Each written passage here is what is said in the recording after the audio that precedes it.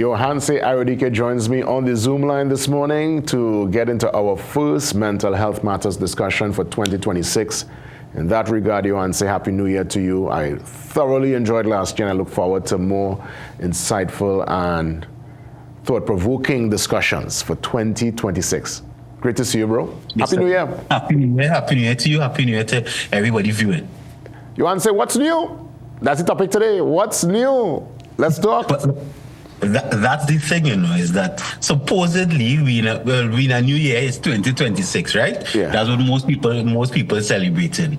But what was really new, and I'm posing that question for people to also ask themselves that question, because we celebrate it, but many times nothing has been new. And even sometimes how we define what is new. Most times, and this is when I ask, you know how I do it. I usually ask people questions beforehand to see kind of get a little consensus. And most people, their definition for new is it wasn't there before and it's there now. So they create something. So whether it is to buy something, it's a habit, it's a mindset, etc., something new there. But opposing something different this morning is that something could be there all the time, but you didn't know it was there, and you now discover it, and it's also new. Tell me your thoughts on that. Yeah, makes sense, because, the turning of a new year is really just the changing of a date, the movement on the calendar. But then there is so much sentimental value and emotion attached to it. So I guess people within their own mind, you conjure up something that you want to do, you want to start something, and you tell yourself, it's almost like picking a date for, let's say, a wedding or some kind of big celebration. There's a certain significance that comes with the date, because whether it's close to a birthday, close to some kind of, there is a significance.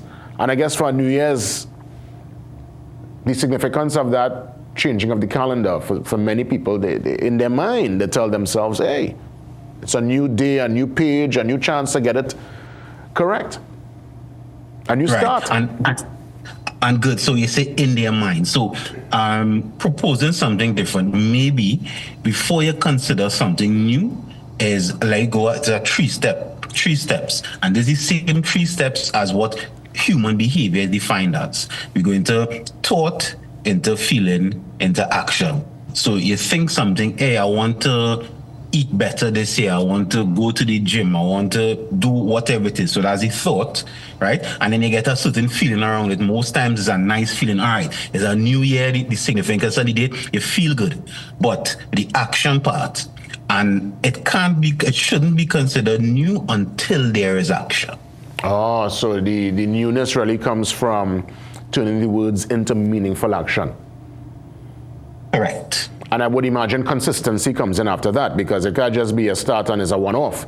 There must be that level of consistency for it to maintain a newness that will now become part of your daily routine. Yes, I agree with that, but I don't even want to reach that far yet, right? Because sometimes the consistency could even start to frighten people and have them uncomfortable. Let me just even start with the action, because sometimes people only stay in the thought, right? New year, new me, and that's a thought, but nothing is put in place. You don't even do anything. So in a way, you want to say a resolution is almost like does it work? Is it that you're training up your own self? That's good. Chaining up mean when you chain up somebody that's actually do it, So it's not, you're not even reaching as far as chaining up yourself, because sometimes action don't even follow it. It's more of a delusion, right? You're in this imaginary world. You imagine yourself slim. You imagine yourself saving money. You imagine all the things, and then you feel good about it, and then you continue doing the same thing you used to do last year or the year before. What about surrounding yourself with people who are like-minded to maintain that particular vision? So let's say the plan is to lose weight. If you're part of a group or you join a gym or you're part of a little community that they have that commitment, you might probably very well. Sometimes do you think we need help to get over the line with our resolutions and for us to start something new? Is it a solo journey or is it a collective journey? Many times, yes, being in a group is a wonderful thing, because what you're seeing around you starts to influence you. Let's call it peer pressure, right? Peer pressure don't always have to be a bad thing, right? If everybody around me saving money, then do it. If everybody around me investing, maybe I will start doing it too. But The danger is when you depend on the group too much. So the group should be like a start. It's more like the group is training wheels. So I couldn't do it on my own. I guess some assistance again, gear. But because if you depend on the group, if there's no more group, that means you're going to stop. And that is the dangerous part. So I agree. Start with a group. Start with people who doing the same things you want to do, but the mindset is don't depend on it. I don't have to need them to do it. So how does one create something new for themselves? Let's say the group is into behaviors that you're trying to move away from. So I'll say namely, let's say smoking, drinking. But that's your community, that's your after work squad. You go there to unwind. Should one remove themselves from a group? So let's look at it from the flip side. You know, when you're trying to change a particular habit, start new, start afresh. What's your advice in that regard? Should one remove themselves from their community if they're trying to walk a different path in life?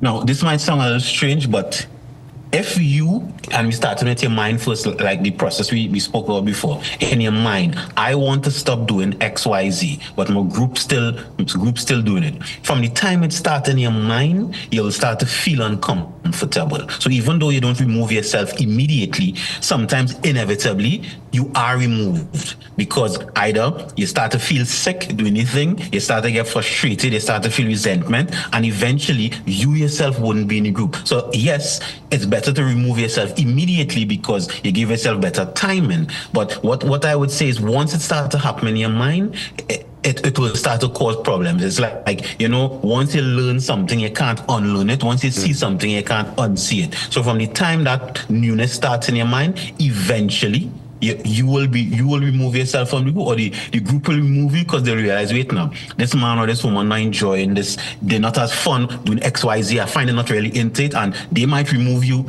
before you remove yourself. Yohance, final question before, so in your research, and through your interactions with folks that you've counseled, you think we are better equipped when something is new via a shocking circumstance, when we have to be jolted into action? Let's say someone at the start of the year, they're not with a job anymore and they have to find a way to get over the line? Or is it that we can do it step by step and be strategic about getting into that place of newness and that new challenge?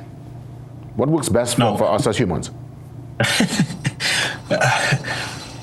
A shock is not best, but is more effective, right? So the fine's higher now, so everybody doing what they're supposed to do. It's more effective, but it's not best, because anything traumatic, right?